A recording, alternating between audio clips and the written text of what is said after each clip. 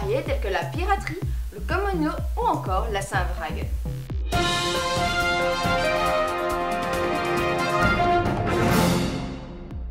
Tout d'abord, vous avez peut-être vu ou entendu parler de Captain Phillips, le dernier film avec Tom Hanks, relatant l'histoire de la prise d'assaut d'un cargo américain par des pirates somaliens en 2009.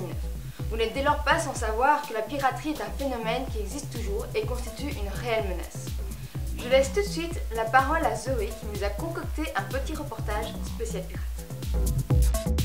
Voici dans un registre beaucoup plus léger à présent une histoire vraie qui ressemble comme deux gouttes d'eau au scénario du film Argo. Là, c'est l'histoire du jour. On parle régulièrement des nouveaux pirates qui sèment la terreur dans l'océan Indien. Ils pillent les navires, ils prennent des otages. Eh bien, la justice belge vient de capturer 2 chefs redoutés. Incroyable scénario. Elle les a attirés à Bruxelles et bernés comme des enfants en leur faisant croire qu'ils seraient les héros d'un film. Bonjour à tous. Le 12 octobre, la police fédérale belge de Bruxelles a arrêté le parrain de la piraterie somalienne qu'on accuse du détournement de plusieurs navires et notamment de la prise d'otage du navire belge le Pompéi en 2009. Si, une fois de plus, une affaire belge a suscité l'admiration de la presse française et internationale, c'est que les circonstances de l'arrestation du pirate ne sont pas banales. En effet, la police l'a piégé en l'invitant à Bruxelles pour un projet fictif de film qui lui serait consacré. Au-delà de ce fait divers assez amusant, il nous a semblé intéressant de découvrir la réalité de la piraterie au large de la Corne de l'Afrique. Go ahead, warning shot.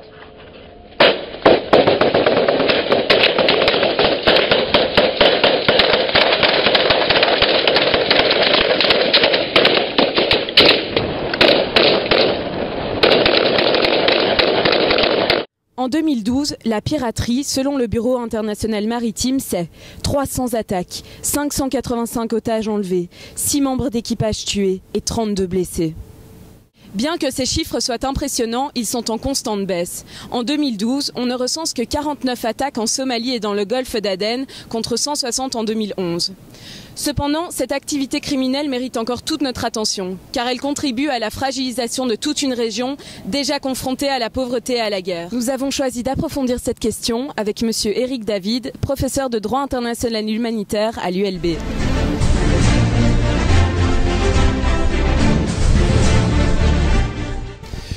Les 2 pirates ont été arrêtés tout simplement sur la base de la loi du 30 décembre 2009 concernant la répression de la piraterie qui a été adoptée en Belgique.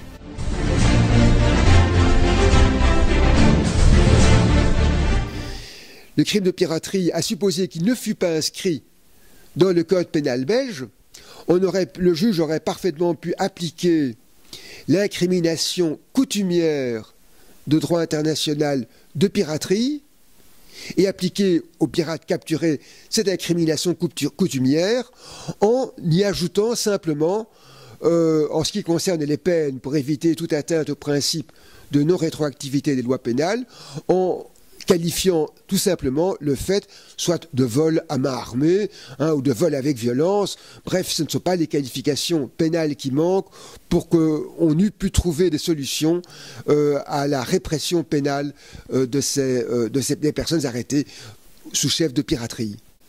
C'est très exactement ce qu'on a fait après la Deuxième Guerre mondiale.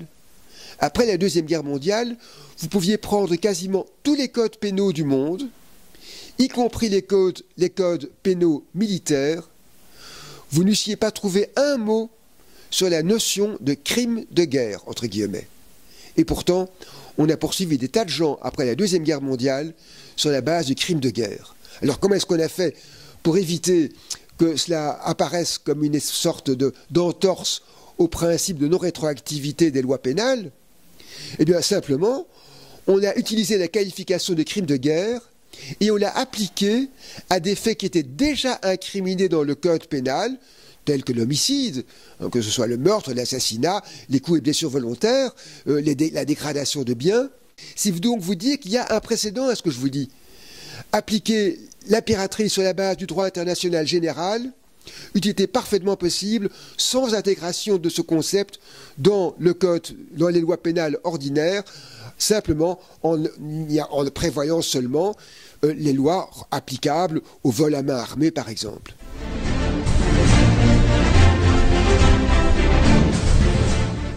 Oui, il faut savoir que la piraterie, telle qu'elle s'est développée au large des côtes somaliennes, est finalement le résultat d'une situation économique particulièrement triste et dommageable pour la population somalienne. Il faut savoir que une grande partie de la population somalienne, du Sahel en particulier, eu égard aux sécheresses récurrentes de ces dernières décennies, a immigré vers les côtes somaliennes pour faire de la pêche plutôt que faire de l'agriculture, eu égard aux difficultés de pouvoir faire de l'agriculture avec les sécheresses récurrentes. Et c'est là qu'il y a un autre problème qui se pose, c'est que les eaux somaliennes sont très largement dans une situation de surpêche due à la présence de navires aspirateurs, on peut les appeler comme cela, qui proviennent des grands États industrialisés. Ces navires pratiquent une surpêche pour laquelle l'État somalien se trouve dans l'incapacité d'assurer le contrôle précis de ces pêcheries, et cela conduit à une perte considérable des ressources halieutiques, donc des stocks de poissons des eaux somaliennes, et c'est ce qui a probablement conduit un jour des pêcheurs somaliens excédés à arraisonner un navire de pêche qui était arrêté au large des côtes somaliennes, à l'arraisonner, à le capturer et à obtenir une rançon tout à fait confortable. Et du coup, c'était en quelque sorte, il y a eu un effet boule de neige de ce phénomène, et du coup, c'est devenu une véritable industrie locale, si on peut s'exprimer ainsi, qui conduisait, si vous voulez, au fond, quand on y réfléchit bien, à une sorte de taxation qui a été imposée d'autorité par la force de la part des pirates somaliens. Alors, ce n'est bien sûr pas une justification de leurs actions, c'est simplement une forme d'explication.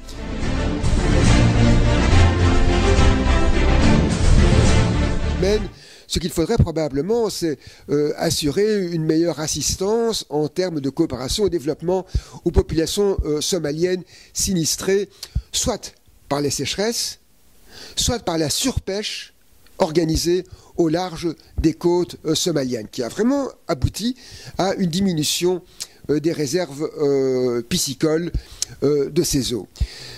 Il faut savoir par exemple que les navires de guerre qui sont envoyés sur place pour assurer la sécurité des navires marchands qui transitent par ces eaux, cela coûte une fortune. On m'a un jour cité un chiffre, mais qui était un chiffre absolument astronomique. Et on se dit que si le 10e de cette somme était consacré non pas à payer très royalement, payer très royalement, je pense que ce sont des frais inévitables pour l'envoi d'un navire de guerre sur place, mais si au lieu d'envoyer des navires de guerre sur place, on envoyait plutôt des coopérants ou que l'on assurait aux pêcheurs et aux agriculteurs les moyens de pouvoir soit développer leur agriculture, soit de pouvoir assurer des revenus normaux des pêcheries traditionnelles, probablement qu'on éviterait tout à fait ce phénomène de piraterie. À travers ce fait divers qui peut sembler anodin, voire amusant, nous avons vu que cet événement s'inscrivait dans la triste réalité de la piraterie somalienne, qui d'ailleurs soulève des enjeux majeurs en termes de politique internationale et de crise humanitaire. Si nous voulons, dans les années à venir, trouver une solution durable à la piraterie en Afrique, il s'agirait de se pencher notamment sur le problème de la décomposition de l'État somalien. Avant de clôturer le dernier épisode de l'année, Samuel Verstraegen, Nicolas Carpentier, Laurent Depeau et moi-même aimerions remercier chaleureusement Monsieur Eric David pour avoir répondu à nos questions. C'était The Esten, merci de nous avoir suivis, je vous souhaite de très joyeuses fêtes, à l'année prochaine.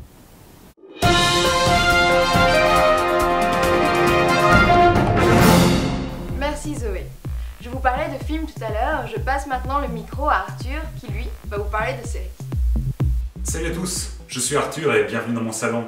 Si nous sommes ici aujourd'hui, c'est parce que l'autre jour, alors que je regardais un épisode de ma série préférée du moment, j'ai découvert quelque chose d'extrêmement intriguant.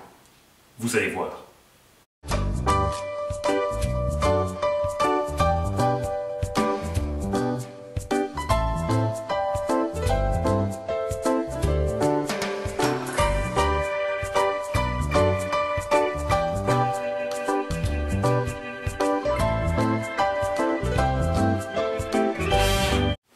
que je regardais, c'est Orange is the New Black.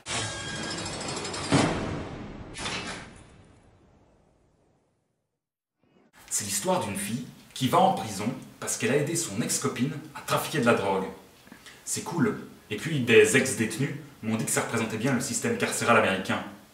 À un moment, les deux héroïnes se retrouvent à l'aéroport de Bruxelles. J'aime bien quand des scènes se passent chez nous parce qu'on peut voir comment les Américains ont essayé d'imiter la Belgique.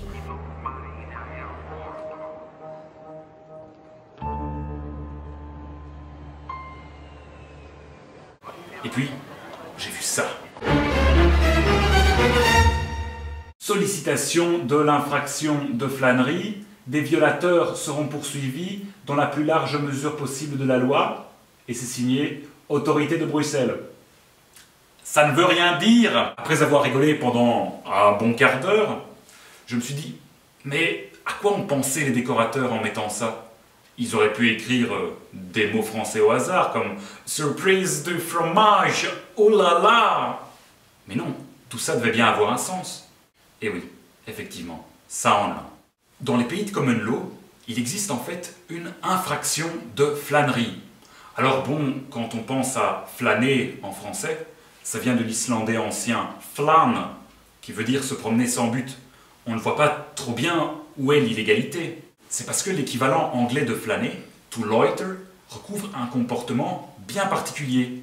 Par exemple, le code municipal de Chicago définit la flânerie comme étant rester à un endroit dans des circonstances qui porteraient une personne raisonnable à croire que ses comportements a pour but ou pour effet de permettre à un gang le contrôle de certaines zones, l'intimidation d'autres gangs ou la pratique d'activités illicites. La flânerie est donc une infraction lorsqu'elle est le commencement, la tentative ou qu'elle risque de mener à une activité illicite. Même si ce genre de flânerie n'est pas en soi répréhensible partout dans le monde, certaines grandes villes tentent de la limiter de différentes façons. Ça commence avec ces panneaux anti-flânerie qu'on peut trouver à Chicago ou encore dans le Johannesburg du film District 9 où l'on interdit la flânerie aux extraterrestres. Puis sont apparus des moyens anti-flânerie plus sournois, comme des diffuseurs à ultrasons installés dans certaines zones commerciales pour faire fuir les jeunes. Cette pratique est toutefois interdite en Belgique depuis 2008. Ou encore, guerre psychologique, on diffuse de la musique classique ou de la musique démodée qui aurait pour effet de repousser les jeunes. Ces techniques sont notamment utilisées dans les stations de métro de Bruxelles ou Paris pendant la nuit. Ou enfin, l'arme ultime. Au Pays de Galles, on utilise des ampoules roses dans les éclairages publics. Il semblerait que la lumière rose ait pour effet de faire ressortir les imperfections cutanées qui, on le sait, sont fréquentes chez les jeunes. Et ça les fait fuir. À très bientôt.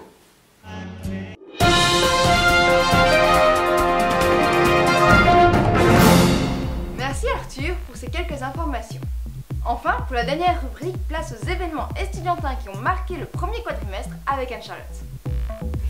Bleusailles, guindailles, mais aussi questions pour un juriste, drink et conférences, autant dire que ce quadrimestre a été chargé pour le JFFD qui s'est un peu encanaillé et qui s'est mis au rythme de cette vie d'étudiant effréné. Alors on avait un petit tour au Campus Tour, on s'y est bien amusé, vous verrez ça. Puis après on a débarqué à l'Assemblée tout simplement pour fêter cette fête étudiante incontournable. Et ça je vous en parle juste après. Dès le retour du printemps, la nature prend ses droits. Le soleil revient vers nous pour réchauffer ce qui avait froid. Le rue d'hiver est parti, ce salopard nous manquera pas. Allons-y, quoi qu'on fasse, on va squatter les terrasses. On va squatter les terrasses, on va squatter les terrasses. Race, race, race, race, race. On va squatter les terrasses, on va squatter les terrasses. On va squatter les terrasses. Race, race, race, race. Après les cris et les tonnes de coups, comme Jésus-Christ je retombe des clous. L'odeur du printemps revient comme le soleil. Ça y est, l'hiver est parti loin de nous. Certains n'ont pas survécu à cela, et là certains sont partis comme ça. Mais tout renaît dans cette ville, la route tourne. On dit qu'après la pluie le beau temps reviendra. Il est revenu, je l'ai reçu, avec le visage et le cœur détendu. Ouais, j'y ai recru, je l'ai revu. Tout n'est pas mort donc la vie continue. Tel un phénix je renais de mes cendres. Et tout en attendant le prochain mois de décembre, je vais partir et me mettre en terrasse, t-shirt, short, etc. Dès le retour du printemps,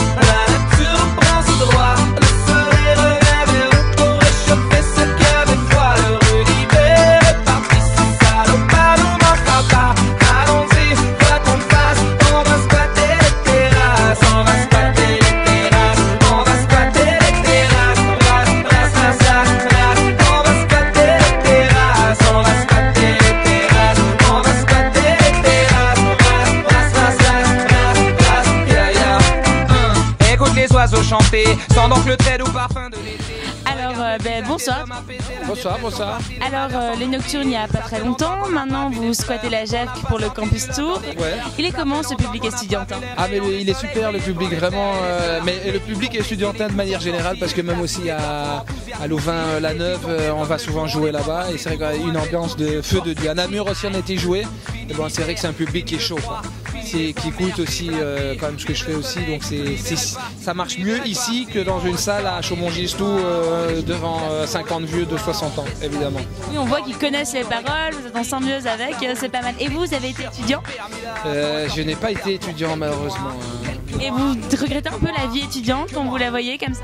Non, la vie étudiante, non, mais c'est vrai que je regrette ce qu'on peut apprendre là-bas, c'est-à-dire vraiment l'organisation, les méthodes et tout. Bizarrement, hein, moi je suis un garçon assez studieux en fait. J'étais pas quand j'étais plus jeune, mais c'est plus ça que j'ai envie en fait, cette capacité, tu vois, d'organisation, de méthode, des choses qu'on apprend, quoi. Après la vie estudiantine, je m'en fous parce que moi je bois pas, alors je bois pas, je fume pas, donc j'ai envie rien du tout. Mais j'ai donné. Voilà. Ben, merci beaucoup. Bonne soirée. Alors, chose promise, chose due, direction maintenant la Saint-V où on a essayé de faire un petit reportage global sur l'actualité, mais aussi les questionnements que peuvent se poser des non-initiés tout simplement à cette fête qui est pourtant ouverte à tous. Alors, on fera un petit street style de ce qu'il faut normalement porter à la Saint-V, mais aussi on fera une interview d'un vieux, même très vieux baptisé, mais très très jeune dans sa tête, rassurez-vous, le préfet du lycée Émile Jacquemin, et puis on se retrouvera pour finir à chanter le Summer, les mains sur le cœur au salon. Rien que ça, regardez. Oh, cercle de droit, balalalala, le folklore est roi, balalalala, et dans les caves du Janson, tous les sables nous les donnons, et les macaques on n'en veut pas au cercle de droit. Encore, oh, cercle de droit, balalalala, le folklore est roi, balalalala, et dans les caves du Janson, tous les sables nous les donnons, et les macaques on n'en veut pas au cercle de droit. Olé, olé, olé, un verre, olé, olé, olé, un verre, tout fait, un verre, tout fait. Alors on va vous faire un petit street style de la baptisée type, ou le baptisé type, parce qu'au final c'est un peu unisexe comme style. Alors premièrement, il faut avoir impérativement les chaussures de guindaille. Alors pour le coup, là j'ai pris des bottes en caoutchouc, c'est la nouvelle mode, c'est plus simple et tout. Mais sinon, vous prenez, vous savez, votre bonne vieille chaussure bien crado que vous avez gardée en GEF, où il y a eu du vomi, de la pisse, enfin toutes des bonnes choses quoi. Bien, vous les prenez et vous les mettez tout simplement.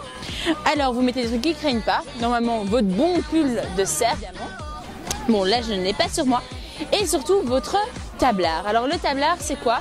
C'est ce qu'on va acheter, parce qu'on va se précipiter à aller acheter pour aller faire la quête dans les rues, vous savez, aller demander de l'argent. Et nos petits co-bleus écrivent des petits messages, tous aussi gentils les uns que les autres. C'est un bon petit souvenir à garder jusqu'à la fin. Et puis quand vous allez baptiser les œufs bleus de l'année d'après, vous regardez, il devient tout bleu, on met plein de méthylène dessus.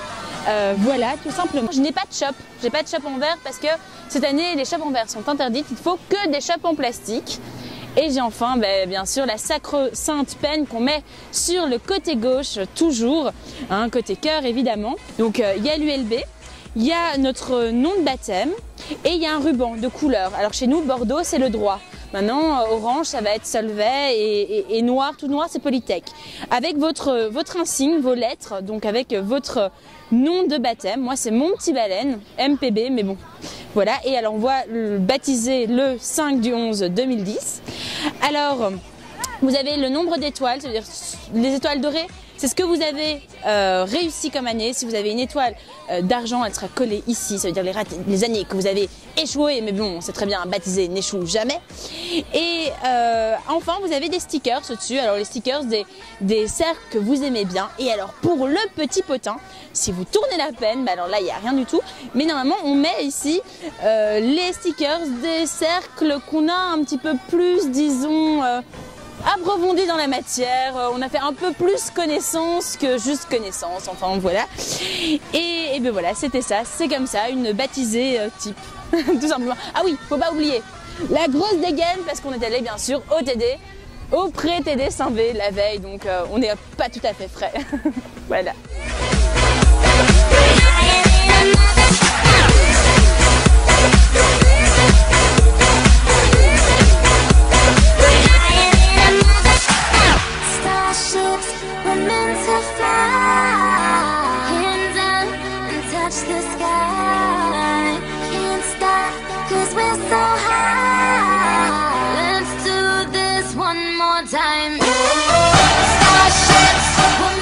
Alors comme vous pouvez le voir, on est déjà à Jacquemin, c'est déjà le chaos. Voilà, on est arrivé un peu tard malheureusement. Mais voilà, il y a des bleus qui se moquent de nous, des bleus de Solvay. Ils se sentent si malins à côté d'une vieille grosse plune comme moi. Ça va? Oui, il me semble. Cette année, ils sont pas folklore. Non, pas folklore, pourquoi? Bah disons qu'ils s'énervent en moins d'eux parce que tu mets un peu de farine. Ah mais c'est toujours comme ça. C'est triste à voir. Non. Normalement, l'année précédente, quand moi j'étais en humanité, c'était à l'aise. Toujours des choses très intéressantes à dire. Hein. C'est pourquoi? C'est pour le JFFD, le journal de la faculté de droit. Vous avez des trucs à dire? L'école est plus... cercle de droit, le folklore est roi, et dans le cœur du chanson, tous les sables, nous les tendons. On n'en veut pas au cercle de droit, nous sommes au cercle de droit, le folklore est roi, et dans le cœur du chanson, tous les sables, nous les tendons. On n'en veut pas au cercle de droit. J'espère que cette petite chanson vous a fait plaisir. Merci beaucoup. Alors, bonjour Monsieur de Guide, vous êtes préfet d'Émile Jacquemin et vous avez aussi fait votre baptême. En quelle année? 1972. Et c'était déjà comme maintenant un mois de baptême, de festivités ou c'était un peu différent? Non, c'était déjà concours pour essayer d'être roi des Bleus, pré-baptême, rasage, chansonnette et tout. Plus certaines petites exhibitions en rue du style devoir aller demander une boîte de préservatifs mais sans pouvoir parler et de préférence à une pharmacienne, c'est toujours beaucoup plus comique. Donc, et si on parle, on se fait tondre un peu plus, etc. Amusant. Amusant, des choses amusantes, donc vous en tirez un bon souvenir. Oui, je me suis bien amusé sur certaines choses que je ne voyais pas trop l'utilité. Essayer de faire bouffer un verre de terre à quelqu'un, bon... Mais on n'a qu'à pas le manger. Hein, c'est pas parce qu'on vous impose une épreuve qu'il faut nécessairement la faire. C'est toute la question du baptême. Et alors, vous avez eu un nom de baptême, je suppose? Oui, mais je ne le dirai pas trop. Parce que c'était... si je me souviens bien, c'était quelque chose du style souris péteuse ou un truc comme ça, quoi. Mais je ne sais plus si c'était un surnom qu'on m'avait donné ou si c'était le vrai surnom. Parce qu'à l'époque, il n'y avait pas tellement de surnoms, on n'avait pas sur notre tablier de surnoms ou de trucs faits. Mais par contre, on aimait bien se balader avec des capsules de pilules, parce que c'était pas très loin après 68, la libération sexuelle, des petits insignes de gauche évidemment aussi. Hein, parce que, et comme disait mon père, on avait tous l'uniforme des gens qui n'en avaient pas, c'est-à-dire que dans notre différence, on se ressemblait tous. Quoi. C'était aussi la pleine guerre du Vietnam, donc on avait souvent un look paramilitaire, les vestes kaki qu'on allait acheter au stock américain, avec encore de préférence des galons dessus, et puis le jeans et la musette, et tous les étudiants de l'ULB avaient ça, puis on allait lancer des pavés à l'ambassade d'Haïti, du Franklin Roosevelt, parce qu'il y avait les tontons Macoute qui défendaient Papa Doc, etc. Donc c'était tout un folklore bien vivant. Mais c'est quand même un peu politique alors. Oui, je crois qu'on était un peu plus engagés à ce moment-là, peut-être aussi l'effet de juste après mai 68. Mais je dis que ça durait un mois, 2 mois, et puis c'était fini, basta. Et après le baptême, il n'y a plus jamais rien eu de spécial. J'ai jamais été comitard non plus.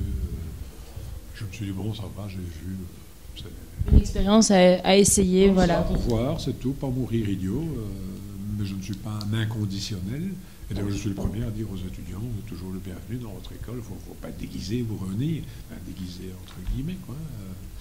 Parce que la Saint-V, je crois, c'est la fête de tous les étudiants et pas que la fête des baptisés. Vous vous souvenez encore du Summer? Un petit peu ou pas du tout? Lève ton verre et chante la gaieté, la femme qui était chère. Et c'est pour que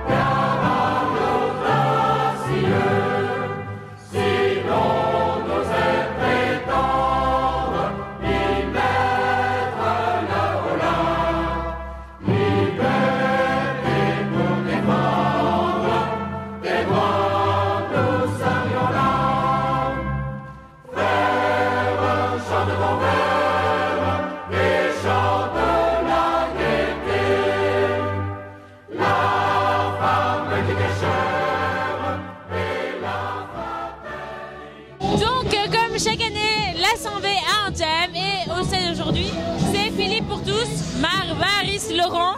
Voilà, alors il y aura bien sûr sur chaque char des petites fresques, alors humoristiques, satiriques, etc. Et à la fin, ce sera les anciens qui choisiront quel sera le plus beau char. Voilà, c'est ça aussi l'Assemblée.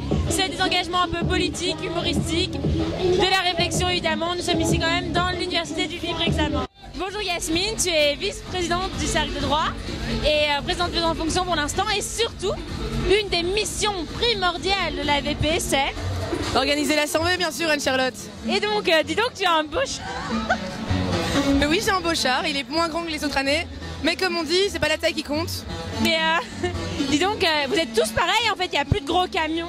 Mais cette année, il y a une grosse pénurie de gros camions, c'est-à-dire que les sociétés ne voulaient plus nous prêter, soit on fait faillite, soit je sais pas, en gros ils voulaient plus, donc l'ACE nous a trouvé à 7 cercles en dernière minute des petits camions, c'est toujours mieux que rien.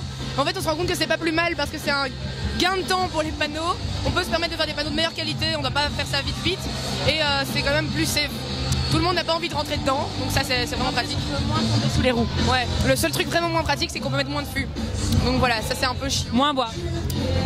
Oui, voilà, moins bien fêter ça. Non, c'est pas vrai, on va fêter ça super bien, ça va bien. Du coup, il y a tout le temps des fresques un peu humoristiques et tout. Cette année, le droit a décidé de traiter le sujet comment? On s'est dit que le thème, on le trouvait nul à chier.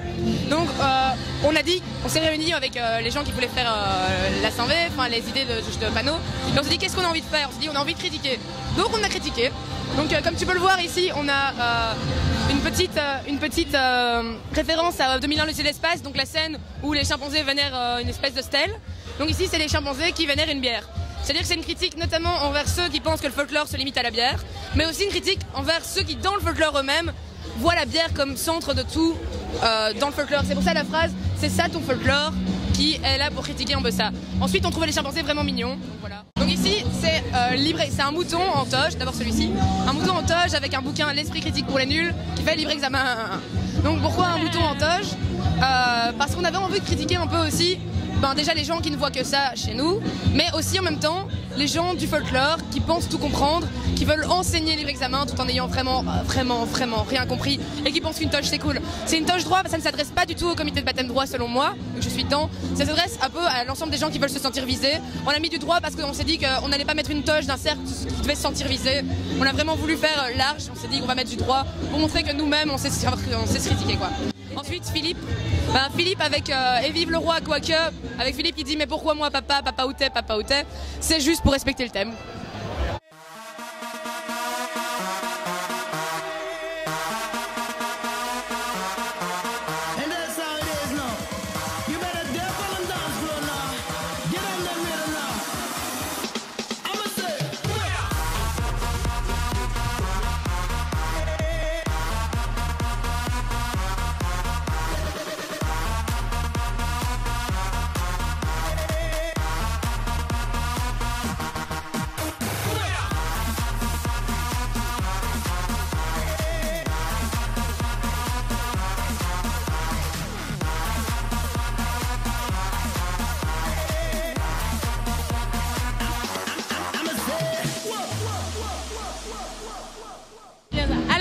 Dus jullie zijn Nederlandstalig gedoopt, dus zeg dat in Nederlands of ja?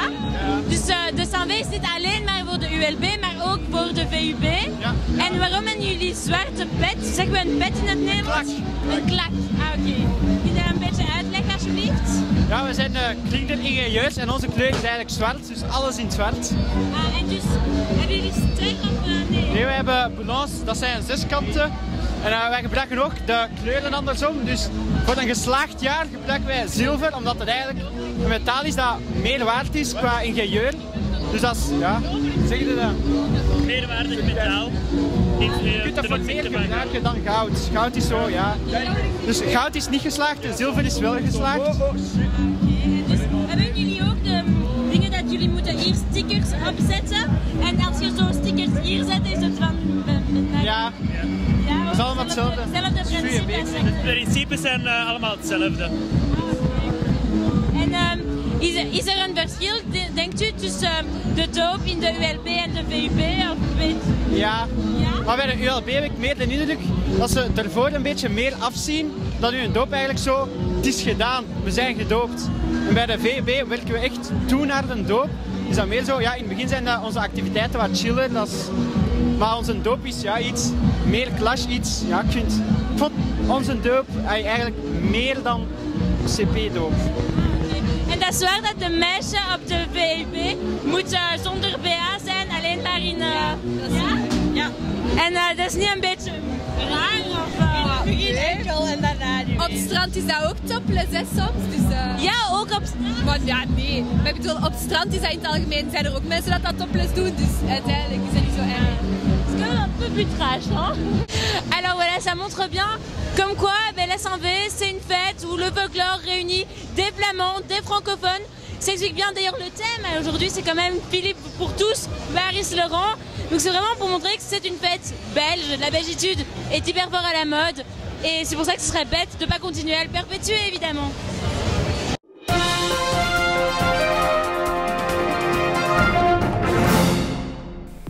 Merci à tous de nous avoir suivis tout au long de cette année 2013. L'équipe du JFFD et moi-même vous souhaitons de joyeuses fêtes et une bonne session d'examen. À l'année prochaine. Jingle bell, jingle bell rock. Jingle bells swing and jingle bells ring. Snowing and blowing up bushels of fun. Now the jingle hop has begun. Jingle bell, jingle bell, jingle bell rock. Jingle bells chime and jingle bells time. Dancing and prancing in Jingle Bell Square.